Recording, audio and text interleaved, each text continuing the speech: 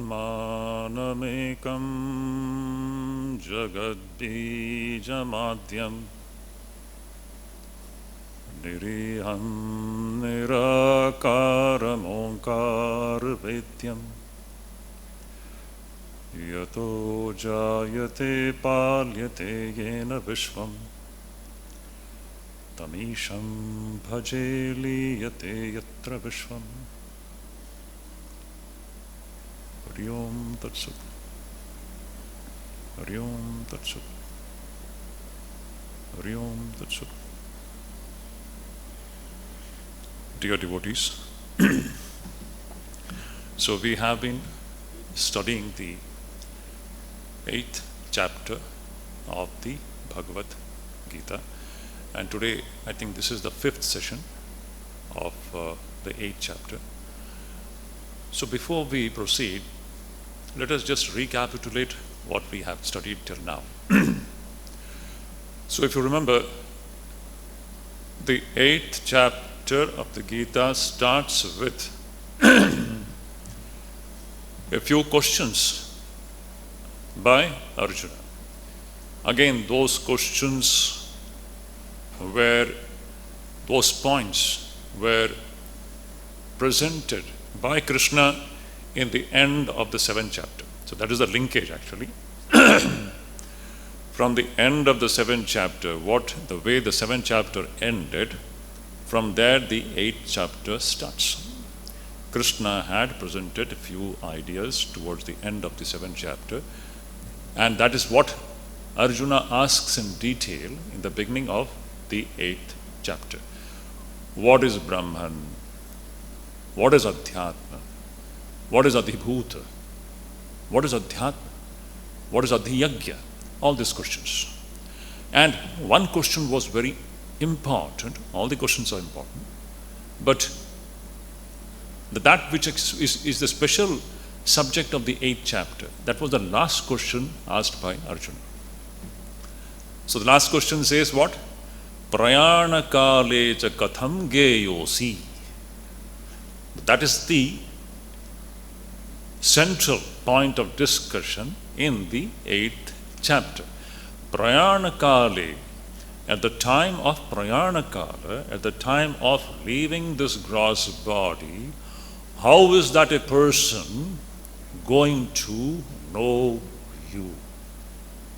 A very significant, vital question asked by Arjuna, which is very important for all of us, because this prayana kala is a kala which is going to come into every human being's life, in every creature's life.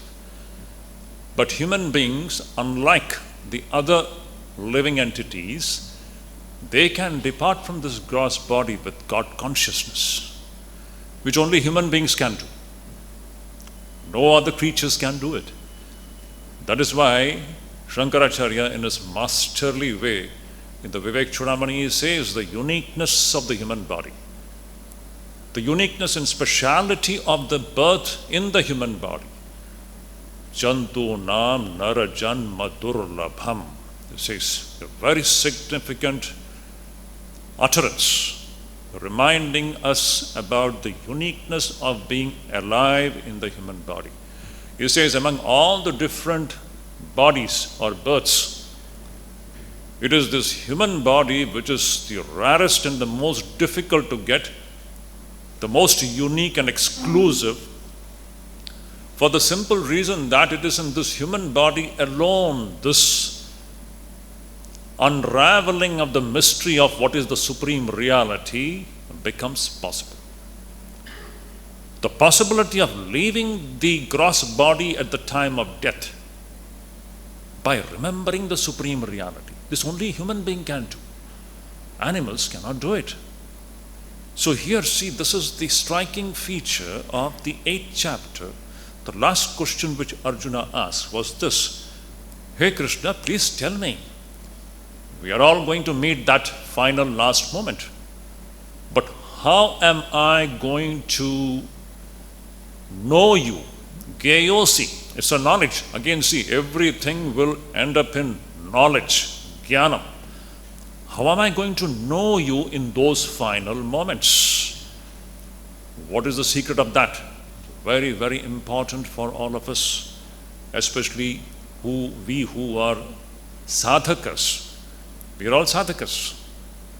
We are all doing sadhana to attain the siddhi of liberation, nothing else. So that was the question. So the first two shlokas of the 8th chapter, they dealt with the questions raised by Arjuna. Verses 3 and 4 were the answers given by Krishna to these questions in a brief manner, where Krishna said, you see, hey Arjun, you're asking about Adhyatma. Adhyatma is Brahma. You're asking about Adhibhuta. You go into the depth of Adhibhuta. It is Brahman. It is Ishvara. It is Adhyatma is Ishvara. Adhibhuta is Ishvara. Adhidaiva is Ishvara. Adhyagya is Ishvara. Karma is Ishvara. There is nothing existing separated or distinct from Ishvara. This was the answer given by Krishna from verses, say, 3 and 4. Just to see, he is changing our vision. Presently, we are thinking that this is a world and there is a separate, distinct second entity called Ishvara. This is the usual awareness with which we have become habituated to lead our life. But is this the fact? It needs probing. So Krishna says everything is Ishvara. There is no second entity called Jagat. It is only in avidya and ignorance we think that there is a second entity called Jagat. It is Ishvara, whether Jiva or Jagat. Both these so-called entities, they are nothing but Ishvara in so many forms. This is the drishti that we have to bring about. Now when we bring about this drishti, now what happens? Beautiful. From verses 5 to 8, Krishna presents a very important principle. From verses 5 to 8, Krishna presents a very important principle. And what is the principle? What you remember at the point of death, that you attain. Whatever we remember at the point of death, that we attain. If you remember Ishvara, you attain Ishvara. And if you think of anything other than Ishvara, no matter what that thing is, we attain to that. So Bhagavat Anusmaranam becomes Bhagavat Prapti Hetu. This principle is presented from verses 5 to 8. A beautiful, important principle. You can keep this statement in your minds. Bhagavat Anusmaranam becomes Bhagavat Prapti Hetu. Samsara Anusmaranam will become Samsara Prapti Hetu. If we are thinking about any worldly things, and that thinking happens owing to only one thing, and that is that one thing. What is that one thing? It is attachment. It is attachment which makes us think of some worldly things. It is owing to our attachment and moha that we, in spite of ourselves, is very important. You may not want to, but yet our mind gets glued to that thing which is something else apart from Ishvara. So when we think anything which is apart from Ishvara, we attain to that. So verses 5 to 8, Krishna very beautifully tells that, you see, he had stated there that antakalecha mameva smaran muktva kalevaram ya prayati sa madbhavam yati na atra asti samshayah. There is no doubt, Arjun, antakale, in the final moments, one who leaves the body with the mind fixed on me, have no doubt. See the certitude, see the language. It's not the language of the modern physicists or scientists, ifs and buts. Every 6 months the theories change. The language of the rishis is minus ifs and buts. 100% certitude. Have no doubts, Krishna is saying. So beautiful. See the certitude of it. Hey Arjun. Hey Arjun means what? All of us. Krishna is telling this to all of us. Okay, my dear children, understand one point. In the final moments, when you remember God, know it for all certainty that you will be attaining the supreme reality. So beautiful. Bhagavat anusmaranam becomes Bhagavad prapti hetu. It becomes. So those verses where Krishna beautifully tells, see, this is the principle. Yam yam vapi smaran bhavam tejantyante kalevaram tam tamevaiti kaunteya sada tad bhava bhavita. A person's mind who is engrossed in different things, whatever thing the mind is engrossed with, you attain to that. If it is engrossed with God, you attain God. If the mind is engrossed with the things of the world, we attain the things of the world. So that was the principle which was presented from verses 5 to 8. And towards the end he says, Tasmat sarveshu kaleshu Mam anusmara yuttyacha. So beautiful. That is the adesha now. Krishna is saying, Tasma, therefore, knowing this principle. What principle? Whatever you think, that you attain. This is the principle. Whatever you think, that you attain. This is a law. This is the rule. Inviolable rule. This being the case, Krishna is saying, my dear children, now, therefore, at all points of time, in an uninterrupted manner, with a mind which is full of devotion and with all earnestness, my dear children, remember me and then lead your life. The language is so beautiful. Constantly seeing me, knowing that there is nothing apart from Ishvara, now you lead your life, perform your duties. Tie the knowledge of Advaita to the corner of your cloth and then lead your life. Look at the language. Sri Ramakrishna's statement, Krishna's statement, Shankaracharya's statement. It's always the same. Krishna is saying, Tasmat sarveshu kaleshu, at all points of time. Remember means me what? Change your vision. That is the remembrance. Cultivate this vision that there is nothing existing apart from God. Whatever we are seeing here, it is nothing but Ishvara in so many forms. This we saw in the 7th chapter.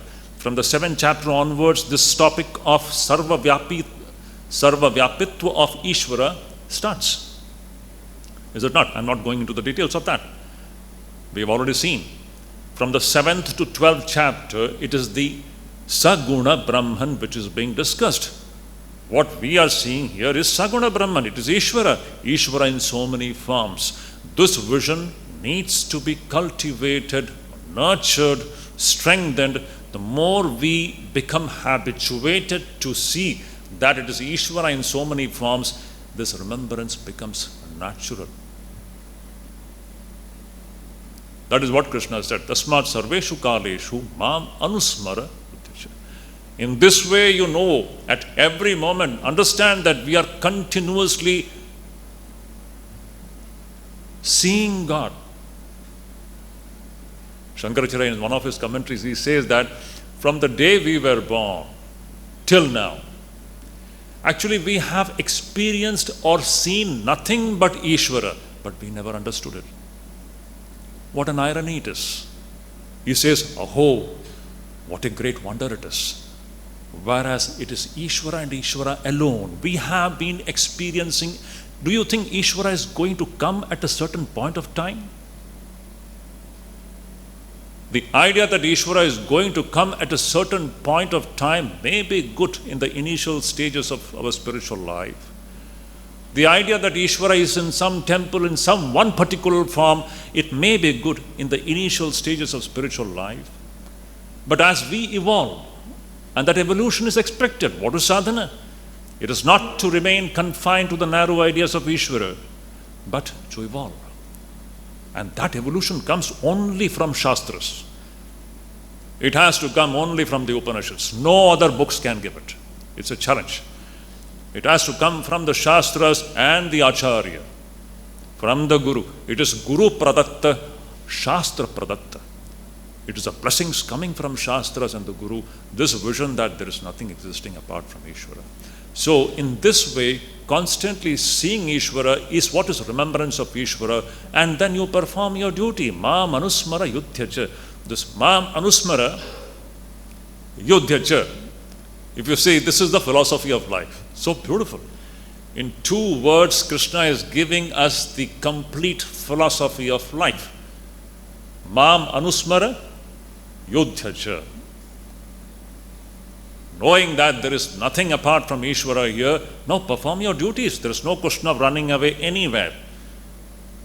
We have to be where we are and there perform our duties, but with this vision that it's all Ishvara in so many forms. When we lead our life in this way, then the remembrance of Ishvara at the time of death becomes natural and easy. It becomes natural then. One can leave the body with this consciousness at the time of death. So verses 5 to 8 elaborated this, and then verses from 9 to 13, which we have discussed in the last class.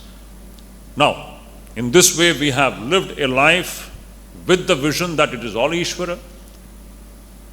A habitual remembrance, a beautiful term has been used by Shankaracharya there in his Bhashya. Habitual remembrance. We have become habituated with this vision. That is, it is all nothing but Ishvara and Ishvara alone. In this way, when we have led our lives, in the final moments, now what we have to do? Prayana kalecha manasa chalena bhaktya yukto yoga balena chaiva bhruvor madhye pranamaveshya samyak satam purusham upayati divya. Now, those verses from verses 9 to 13, they are elaborating how we have to die in God consciousness. Beautiful, which we discussed last time. So I'm just summarizing those 4 verses from 9 to 13, where Krishna is saying, in short, what is the way? You may say, it is the art of dying. Just like music is an art, painting is an art, to play a certain game is an art, it's a skill. Similarly, leaving the body is also an art. When we consciously, joyfully shed this gross body with a certain consciousness. What an amazing thing it is. Even to think about it is so thrilling it is. Thinking about it when we are alive, thinking about what? How we are going to shed this gross body with full blazing consciousness of the Supreme Reality. So how to do that?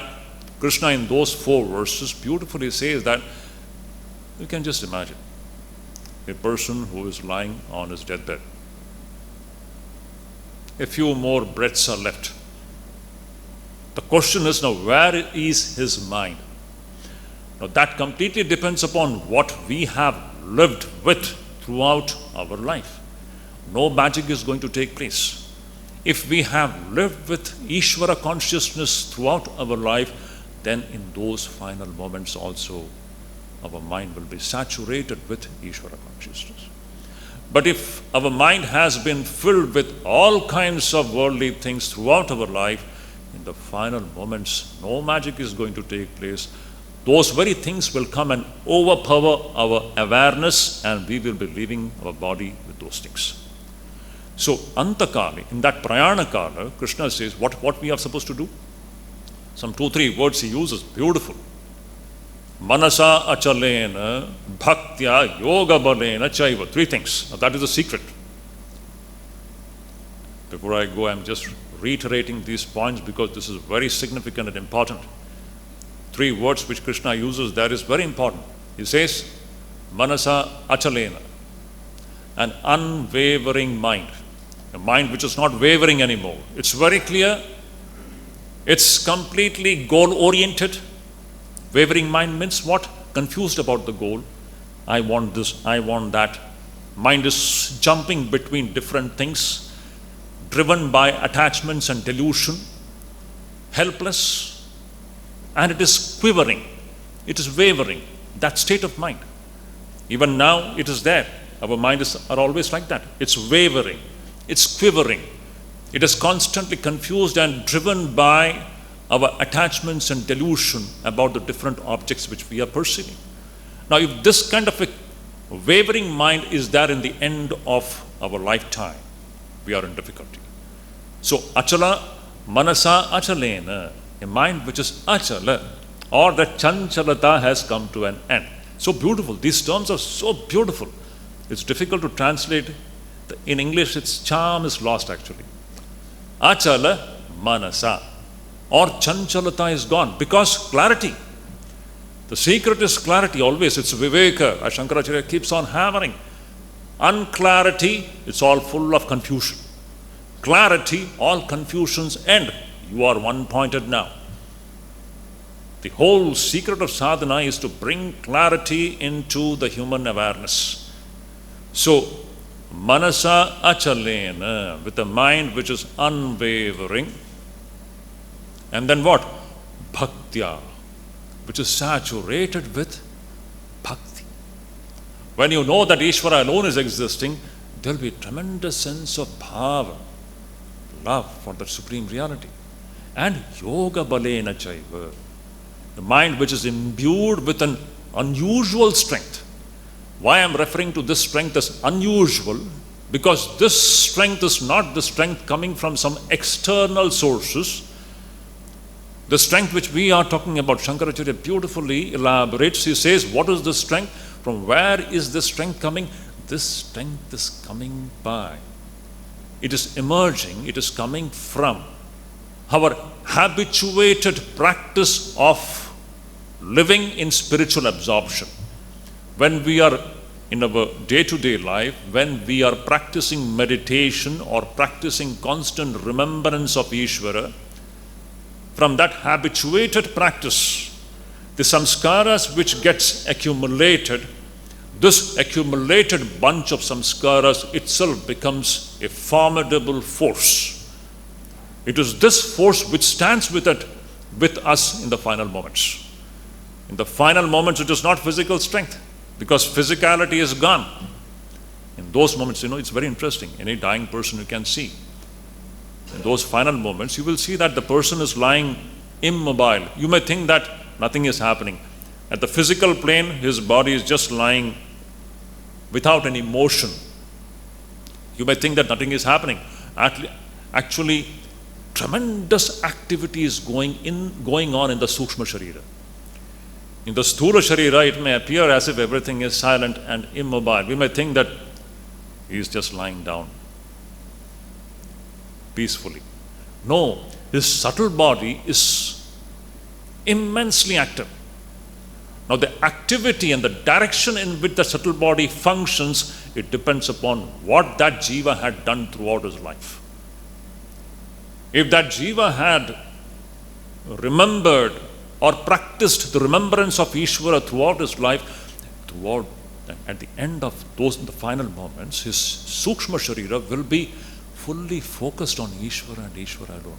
Maybe in one beautiful form, doesn't matter. That jiva, Sukshma Sharira, may be focused on his or her Ishta. So beautiful. That Ishta, which is nothing but Brahman. So in this way, you see, Bhaktya and Yoga Bala, by the strength coming from Yoga, by the strength coming from that accumulated samskaras of spiritual absorption. Using all this together, Sri Krishna is saying, what are you going to do in the final moments? You have to raise your awareness from lower planes and bring it to the head. In the center of the eyebrows or in the head. And then, finally he says, from there, with full concentration, uttering the single syllable called Om, the jiva sheds his gross body. So beautiful.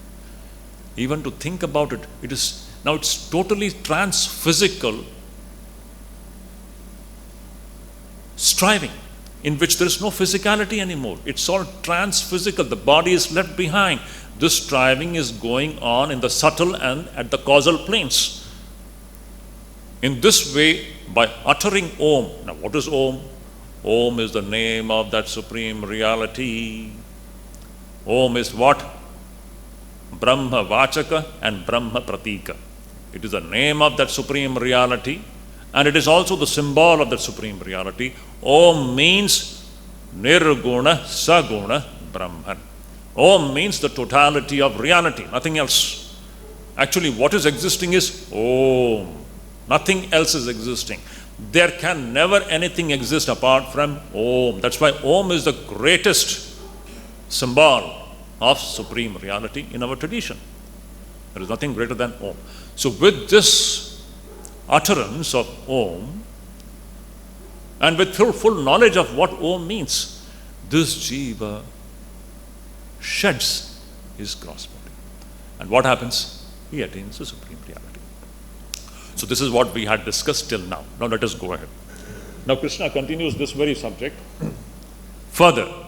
What? In verse 14, Krishna says, Ananya cheta satatam yo mam smarati nityashah tasyaham sulabha partha nitya yuktasya yoginah. Again, Krishna is saying, I am easy of attainment. Sulabha. I can be easily attained, he is saying. But what is the condition? If you look at the condition, it is daunting. It is formidable. Krishna is saying, I am very easily attainable. Now, what is his meaning of easily attainable? Just see. But it is true. For a person who has done what Krishna is talking about, for that person, Ishvara is easily attainable. There is absolutely no doubt about it. So, tasyaham sulabha. For that, tasya, kasya, yoginah. For that yogi, so first of all, see, we all have to be yogis then. We all have to be yogis. Yogis means one whose life is given to the practice of yoga. Yogi means nothing else. Yogi means one whose life is given to the practice of yoga. Practice of yoga means what? Yoga is tat prapti upaya. Yoga means, Shankaracharya says, yoga means the means to get united with the supreme reality, or the means to reach the supreme reality through knowledge. That is what is yoga. So, to be yogi means what? To be completely devoted to the practice of yoga. So for this yogi, I am very easy. Tasyaham sulabha. I am very easy. But what? Easy for this yogi means what? 2-3 terms, very important terms. Nitya yuktasya, number 1. Now this yogi means all of us, how we have to lead our lives. We have to be nitya yukta. Nitya yukta means constantly the mind is fixed on Ishvara alone. Nitya yukta. Yukta means connected. Always connected with Ishvara. Nitya yukta. Related idea is what? Ananya cheta. Ananya cheta means what? Shankaracharya beautifully says, Ananya cheta means a state of the mind in which the mind doesn't go to any other object other than Ishvara. He says, beautiful. Ananya cheta means what? Where this antakaranam, or the mind of this yogi, it can never go into anything else apart from Ishvara. Ananya cheta. Then comes 2 other words. Satatam. Not that only for some time in the morning, not that only for some time in the evening when we are sitting for meditation. We all sit for meditation. We are all sadhakas. Any sadhakas will at least sit for meditation morning and evening. We won't miss it. How much ever busy we may be, we may do it. But we have to do it. But it is not the question of getting connected with Ishvara only in these special moments of meditation. No. Krishna is saying, satatam, always. in an uninterrupted manner. Satatam means always in an uninterrupted manner. Acha. So one may say that, Swamiji, today I practiced constant remembrance of God. Today I did it. Today morning 3-4 hours I did it. Some people may say, today whole day I fasted and I tried to keep my mind on Ishvara. Very good. This is not to be underestimated, but I am seeing what is the true meaning here, which Krishna is conveying. And Shankaracharya is so beautifully commenting. Satatam means in an uninterrupted manner to keep the mind on Ishvara. That is the meaning. And we may think that, okay, one day we did it. Many of the sadhakas, we take a break and we go, say, into solitude. For 3 days we go to Kamarpukur, Jarambati, and we spend our time remembering Ishvara as much as possible for 2-3 days. But Krishna is saying, that is not the point. The next word is very important. Nityashaha. Nityashaha means, Shankaracharya says, for a long period of time. Remembering Ishvara in an uninterrupted manner, not just for 2 hours, 3 hours, not for just 1 day, 2 days, then what? I'll read Shankaracharya's portion. Listen to this very carefully. Shankaracharya beautifully says, what he says? By Nityashaha is meant long duration. Long duration. Okay? Long duration means what? How many hours? 2 hours in the morning, 2 hours in the evening. For sometimes we feel 3 hours itself is a long duration. We feel, 3 hours today I practiced remembrance of God in the morning. It's good. I'm not underestimating that. But here Nityasha means what? Shankaracharya says Nityasha means long duration. Not 6 months. Not even a year. What then? Nityasha means he who remembers me for his whole life continuously. So it is not the question of remembering God for 2 hours in the morning, maybe 1 or 2, 3 days, we go to Jairambati, we go to Uttarkashi, and we spend 15 days remembering God. No. Shankaracharya says Nityasha means continuously remembering God for the whole lifetime in an uninterrupted manner. This is truly formidable and daunting. For such a person, Krishna is saying, I am easily attainable. It's so beautiful. God is easily attainable for such a person. So the conditions are very simple. You have to keep your mind constantly on Ishvara in an uninterrupted manner, not for 2 hours, 3 hours, not for 2-3 days, not for 2-3 months, but for an entire lifetime. See, these are all beautiful ideas, This constant remembrance. This is what? Now see, this again, how is this going to become possible? These are all very profound ideas. This kind of a constant remembrance of Ishvara can only come when our vision has become transformed. That vision which Shastras bless us with. What is that vision? That vision is, this is a very important point. In every class I stress this point. And that vision is what?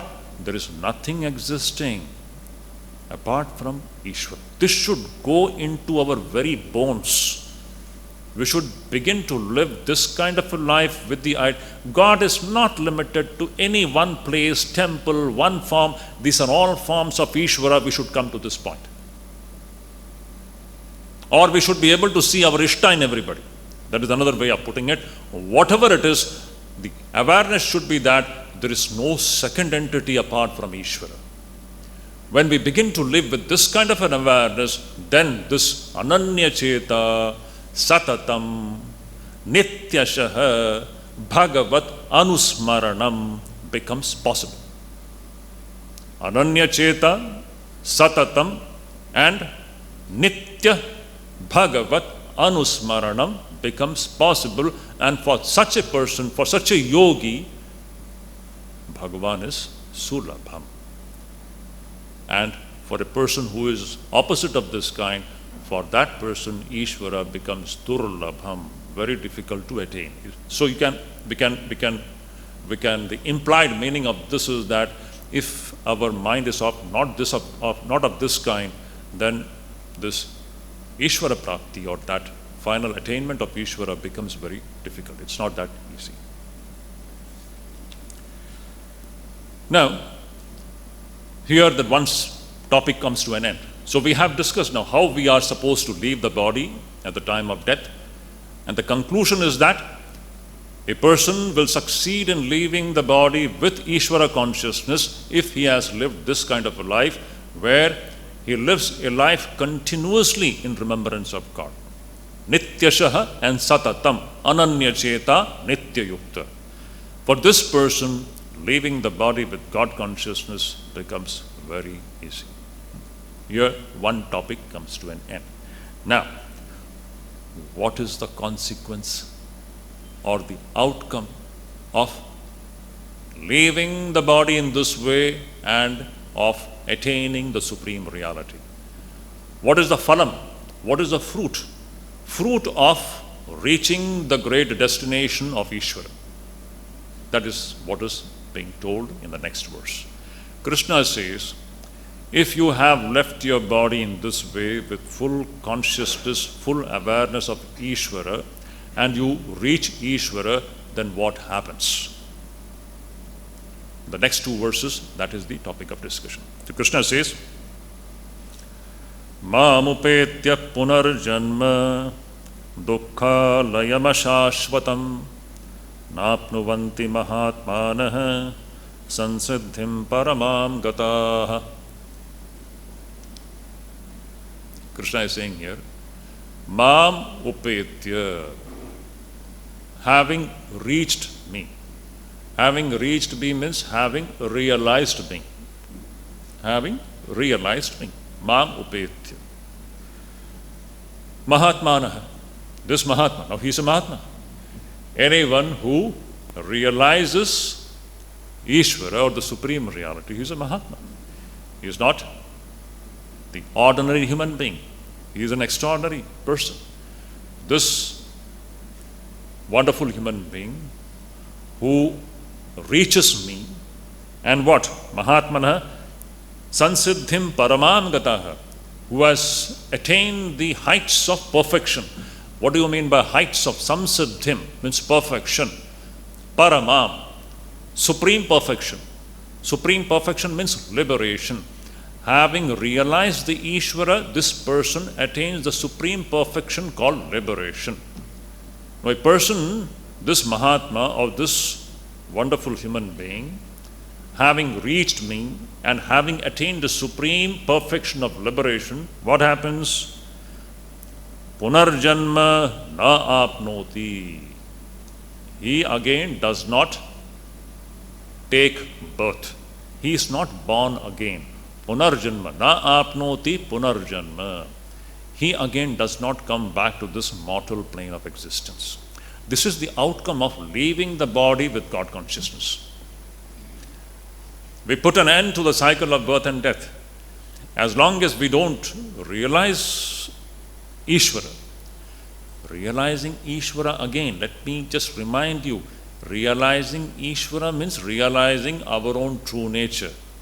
There is no Ishvara other than our own true nature. That is the meaning. We should not think that realizing Ishvara means I am realizing a second entity apart from me. No.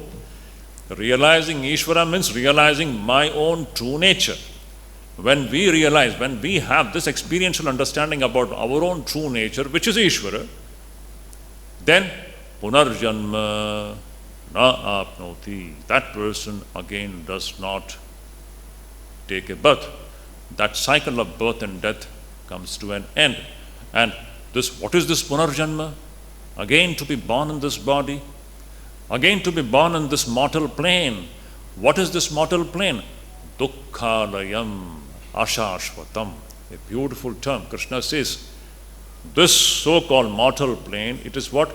Dukkhasya alayam. It is the very abode of misery. Abode, Shankaracharya says, abode of all kinds of miseries. Physical, psychological, mental. It's all miseries coming from adhibhuta, misery coming from adhyatma, Misery coming from Adidaiva, from all corners. If you just see, we are all trapped in a sphere surrounded by miseries of all kind. Physical, mental, natural, all kinds of miseries. It is only a mood. A foolish person will think that this is something wonderful. Poets, they are very fond of composing poetry about this so-called sensory world and this human life. Any number of songs and poems you will find. All that romantic ideas of this life. It is only a mood, a aviveki who will be seeing happiness here. For a viveki, it is all dukkham and dukkham and dukkham alone. But this very idea comes now. This idea continues now into the 9th chapter. You will see, so beautiful, the 9th chapter is waiting to come now. This very idea continues there. There, Sri Krishna says, Mam hi partha vipashritya epi syu papa yonayah striya vaishyas tatha shudraha tepi yati param gatim kim punar brahmana punya bhaktya rajarshayas tatha anityam asukham lokam imam prapya bhajasvamam. In the 9th chapter, Krishna will say, Anityam asukham lokam. This lokam, this Manusya lokam is what? Two things. Anityam. It is anitya, it is mithya. And asukham. There is no happiness here. It is all dukkha. Having reached this anityam asukham lokam, prapya bhajasvamam. Remember me alone. And the last verse is so beautiful. Manmana bhava madbhakto madhyaji mam namaskuru. Mame vaishyasi yuktvaivam atmanam matparayanaha. One who is matparayanaha, completely having taken refuge in me, that person will be attaining me and me alone. This idea will continue till the 12th chapter. Beautiful. From 8th to 12th, it's one theme. The constant remembrance of Ishvara. The 12th chapter is Bhakti Yoga. Beautiful. This is a theme now in the next 6 chapters. Beautiful theme. So anyhow, here Sri Krishna is saying that Mamupetya, having reached me, this Mahatma who has attained the supreme perfection of liberation, he is no more born in this mortal plane which is Dukkhalayam. It is the Alayam, it is the abode of Dukkham, all kinds of Dukkham. And it is Ashashvatam. Ashashvatam means it is impermanent, it is transitory, it is mithya. This point should be driven deep into our awareness that this Jagat as we understand, it is mithya. It doesn't even exist. It exists only in ignorance. If you probe into it, no such world ever existed or can ever exist. But this becomes clear only when we probe into it. That is very important. So in this way, this is the outcome of having reached the supreme reality. When a person realizes the supreme reality, the outcome, the fruit, the phalam is that, as if you remember the 15th chapter, Shankaracharya so beautifully had commented. What is that? Bhagavat Tattva Jnanam Moksha Phalam. Is it not? This Moksha Rupi Phalam, the fruit in the form of liberation, is coming from where? Bhagavat Tattva Jnanam. Every word is important. It is Tattva Jnanam. It is not as we imagine. Imagination has got some role to play. Good imagination is good. But the reality is beyond imagination. It is reality as the reality is. Bhagavat Tattva Jnanam. When we understand the supreme reality as the reality is, the fruit of that will be moksha phalam. In several places, Shankaracharya says this.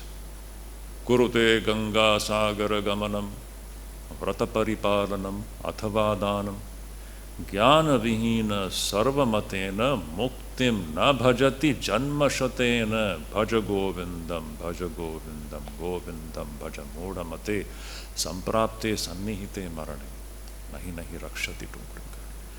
Death is standing at the door.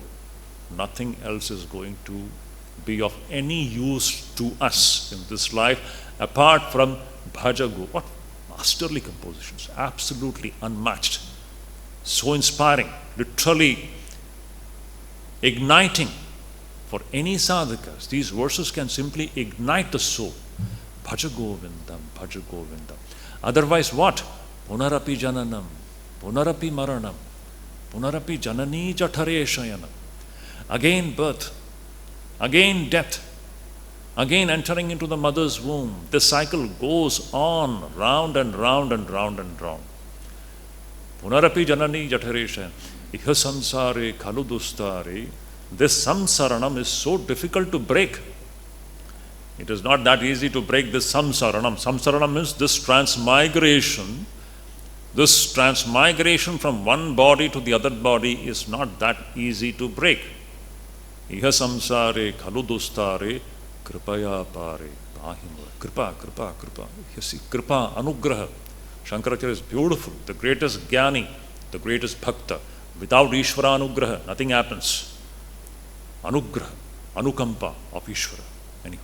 So, this is what here, the fruit of this kind of leaving the body with God consciousness is what? This person again does not take birth in a human body. He is liberated. But again, a person who does not leave the body in this way, that person has to come back. That is the next verse. What is that? If, on the other hand, those who do not reach me, Shankaracharya says, on the other hand, those who have not realized me, they have to come back again. As long as jnana vihina sarvamatena muktim na bhajati, no matter what you do. Vivek Chodamani says in other verses beautifully, vadantu shastrani yajantu devan kurvantu karmani bhajantu devataha atmaikya bodhena vinapi mukti na siddhyati janma shatantare api. Even in hundreds and hundreds of lifetimes, you are not going to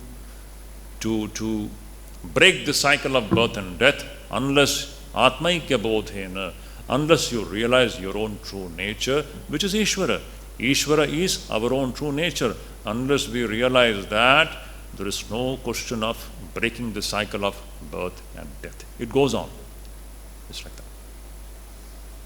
So, a person who has not reached this climax of human awareness, which is Ishvara, which is our true nature, that person has to again, he has to go on. So, Abrahma Bhuvana Loka, Abrahma Bhuvana Loka, Punaravartinorjuna, Mamupetya tu Kaunteya, Punarjanma na vidyate. Punarjanma na vidyate. This person will not be born again. Which person will not be born again? Mamupetya. One who has reached me, one who has realized me, he will not be born again. All others, they have to take birth again. What it means? So, here two destinations are presented here by Krishna. One destination is Ishvara, other destination is samsara. In ignorance, this is all samsara. And samsara is what? Starting from the plane of Brahma down to all the planes of existences. Beautiful. Brahma Bhuvana Lokat. Brahma Loka. Starting from the plane of Brahma. Now here Shankaracharya is going to, Sri Krishna is going to tell us further. What is this Brahma? Brahman associated with Maya becomes the cause of this manifestation. And the first expression or that starting point from where the unmanifested becomes manifested, that starting point, that state, that plane of existence is what is Brahma. So Brahma, we have Brahma, Vishnu, Mahesh, is it not? That refers to Brahma is supposed to be the creator, from where the so-called manifestation proceeds from an unmanifested state. So Brahma is you should say, he is the starting point from where this creation gets manifested. So starting from that plane down to all the planes of existences, they are all what? They are all within the domain of Maya, and no matter to which plane of existence you attain, you have to be reborn again in the human body. There is no escape from this. So as long as, no matter, even if you attain the plane of Brahma, from there you may have to come down. And all other planes. It is only when we attain Ishvara, there is no more coming back into the world of Maya. I am simplifying the whole thing. This so-called, this plane of Maya, what we are referring to as Jiva and Jagat, which has got several planes of existences, the subtlest and the highest plane of existence inside this universe is what is Brahma, or the plane abode of Brahma. From there down to all the planes of existences, no matter which plane of existence you attain to, from there you have to be born again in this human plane. There is no escape. So, Brahma Bhuvanat Lokat Punaravartino Arjuna, they are all subject to rebirth. There is no escape. But if you realize me, Mamupetya, Kaunteya, hey Arjun, if you reach me, from me, there is no more again rebirth. This is the principle. Very important point. Now, as he has touched upon this wonderful principle of Brahma, now we need to understand. Shankaracharya says, why are all the worlds together with the realm of Brahma subject to return? What is the reason that we say that all these different planes of existences, starting from Brahma to all the planes of existences, okay, this, I'm just simplifying it, in our Vedic cosmology. Now this is, from here, the next few verses, they deal with the Vedic cosmology. What is cosmology? It is the science of this study of this universe or the cosmos. It's a scientific study of this universe or cosmos to understand how it proceeds, from where it has proceeded, what is at the root of this cosmos, how it proceeds, and its destiny. It's the study of the cosmos. That is what we refer to as cosmology. Now, this cosmology is there in, even physics also talks about its cosmology. But Vedas have got their unique cosmology, their understanding of this wonderful universe. I don't want to make those comparisons because it will take a long time, but I can just hint at one thing. In the so-called modern science, physical science, it's a one-time creation. The creation started at a certain point with a Big Bang. That is the very most popular theory of creation, that the creation started with a Big Bang, maybe 14 billion years ago. That is what the scientists say. And since then, the so-called the universe or the cosmos is proceeding and it is expanding. It's expanding and expanding and expanding. And they think the whole idea of creation here is linear. It's going on in a straight line. No, I don't want to comment upon it. I leave it to you have to think about it. This is the linear conception of what this cosmos is. It started at a certain point of time and it will go on now. And it talks about so many things in the process of its evolution. But the Vedic paradigm, the Rishi's vision of cosmology is not linear, it is cyclical. It is not that it started at one point of time and it is going straight now. The Rishis, it's a matter of experience for them. Here, the so-called creation, or rather let me use the term manifestation, this manifestation proceeds and the manifestation takes place. Again, the manifestation, it merges back into the unmanifest. From the unmanifest, the manifestation takes place, and this manifested so-called cosmos once again merges back into the unmanifest. And this is going on cyclically. It is beginningless and it is endless.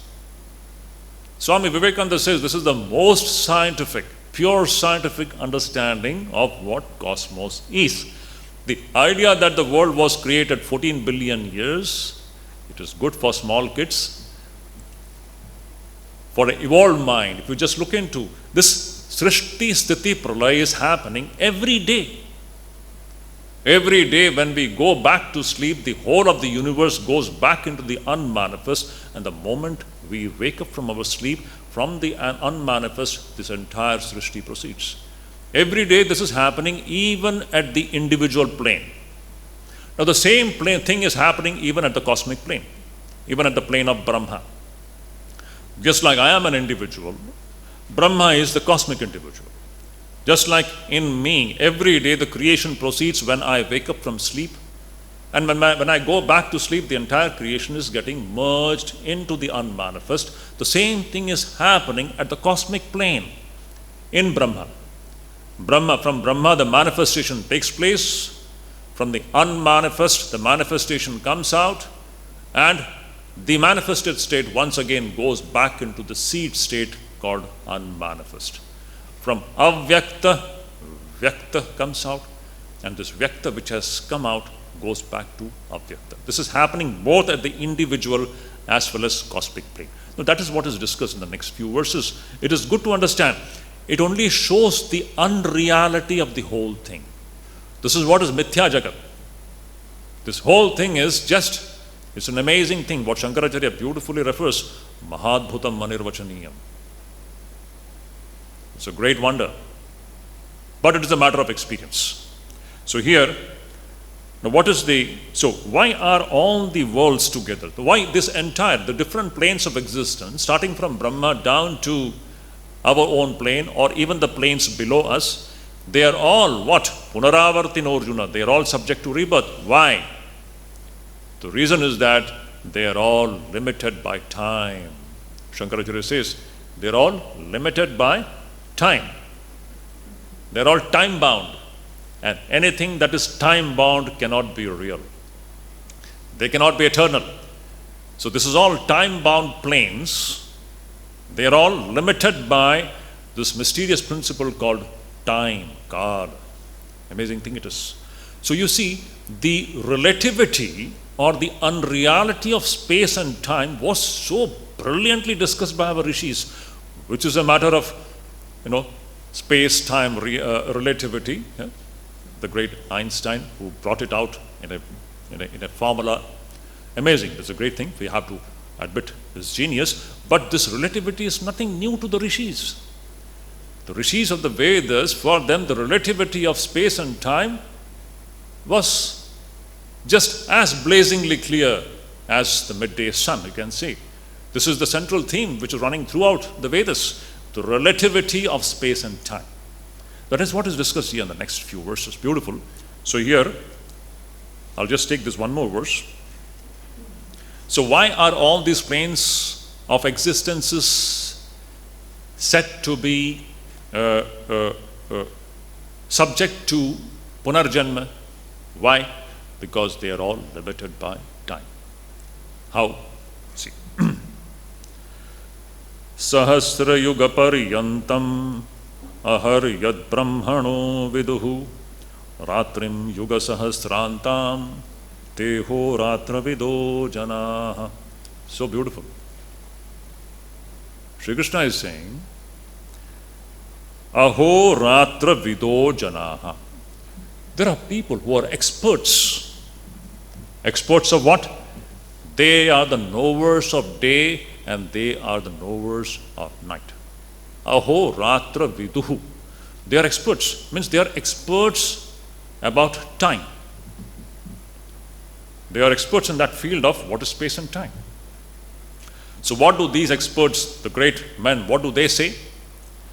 They say that Sahasra yuga paryantam ahar yat brahmano vidu. Brahmana aha. Brahmana aha means one day of Brahma. Now in this verse, what Krishna is talking about, should I take it now or should I take it to my next class? I may need 5-10 minutes. We can go on. Yes, sir. Because here certain technical things are there. You have to be attentive. So here Krishna is saying that, you see, Brahmano aha. One day of Brahma and one night of Brahma. This is what he is discussing. One day of Brahma, one night of Brahma. What do you mean by one day of Brahma and one night of Brahma? You see, relativity of time. time is relative. Just see, you can just compare two planes. The plane of the human beings and the plane of, say, a microbe.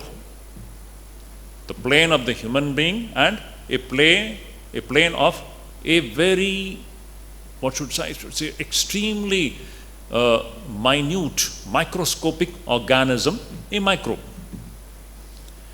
Now,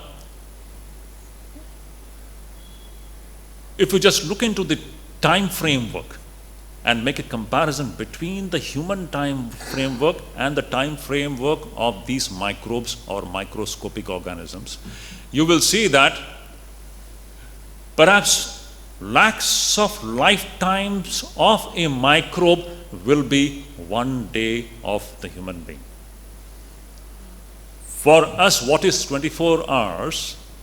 In these 24 hours, if you compare it with the microbes living at a microscopic level, for them in these 24 hours, it will be like lakhs and lakhs of lifetimes. Their lakhs and lakhs of lifetimes go into the making of one human day. Similarly, our several billions of lifetimes goes into the making of one day of Brahma. Understand? Relativity. Relativity of time.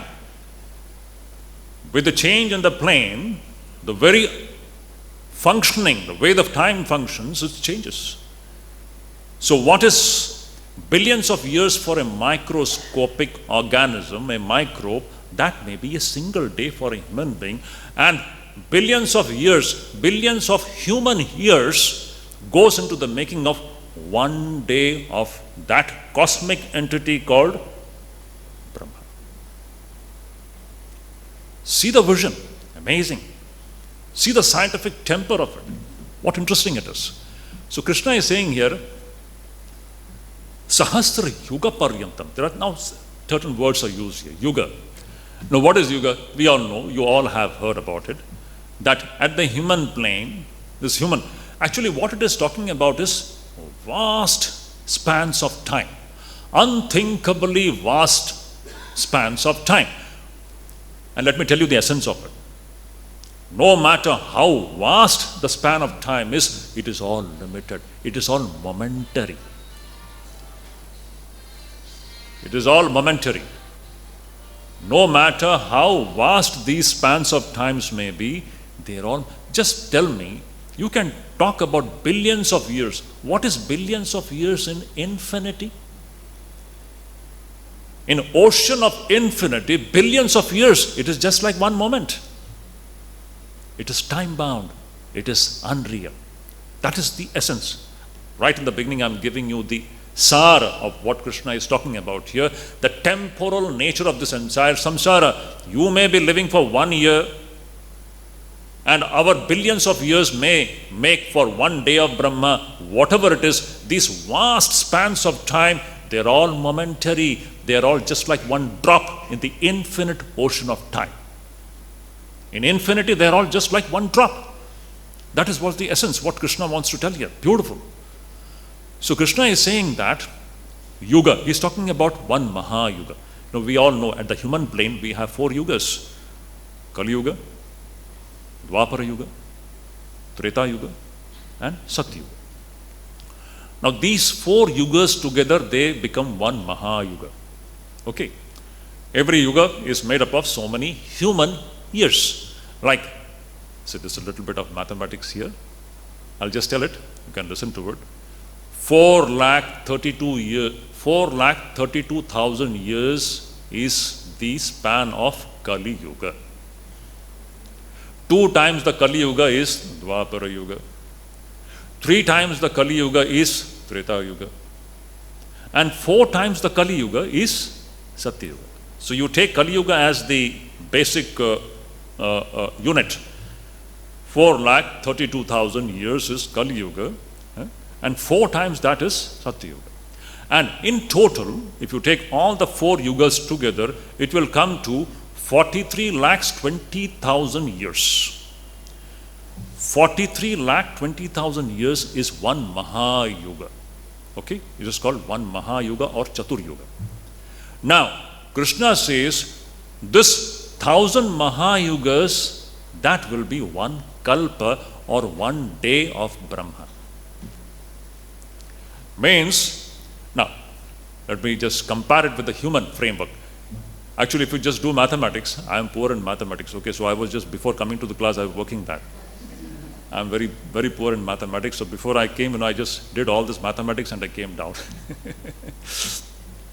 So according to calculations, it is, 4.32 billion years is half a day of Brahma. 4.32 billion years. That is one kalpa or 12 hours of Brahma. That is the daytime. Similarly, 4.32 billion human years will become another half, another kalpa of Brahma, which will be the night of Brahma. That means two kalpas. It will come to 8.64 billion human years. 8.64 billion human years goes into the making of 24 hours of Brahma. This is the calculation. Relativity of time. It is just like billions of years of a microbe goes into the making of one day of this human being. Similarly, 8.64 billion human years goes into the making of 24 hours of Brahma. And then, like that, 24 hours, one day, 360 days of Brahma will become 1 year of Brahma. That comes to close to 3 trillion human years.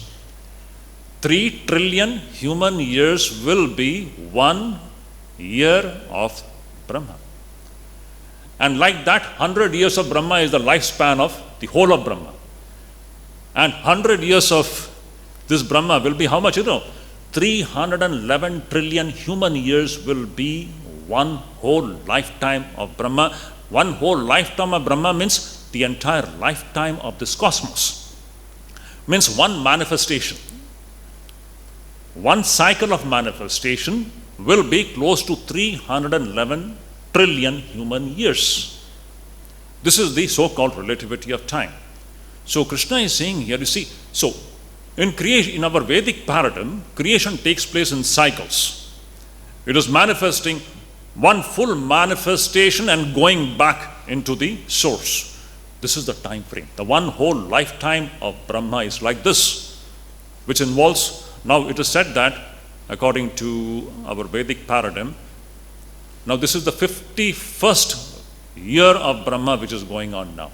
51st year of Brahma, okay. But Brahma is just 51-year-old now. This Srishti, this is going on now. Inside which we are all existing. All the bhutas, jivas are existing in that. It's like that. So this is what here Krishna is saying. I'll just wind up the whole thing. Sahasra yuga paryantam. Ahar. Sahasra means 1,000.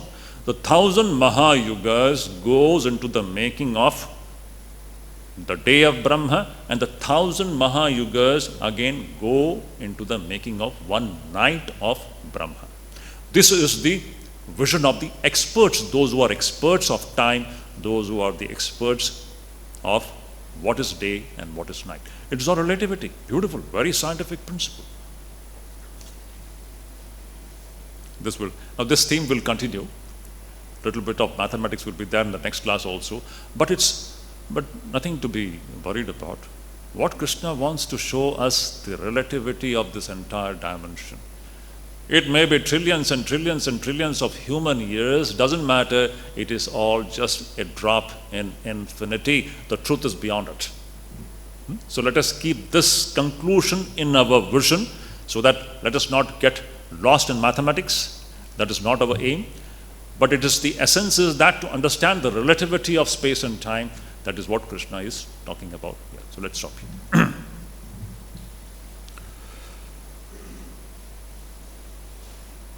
Om Shanta Shanta Shanti Hari Om Tat Sat.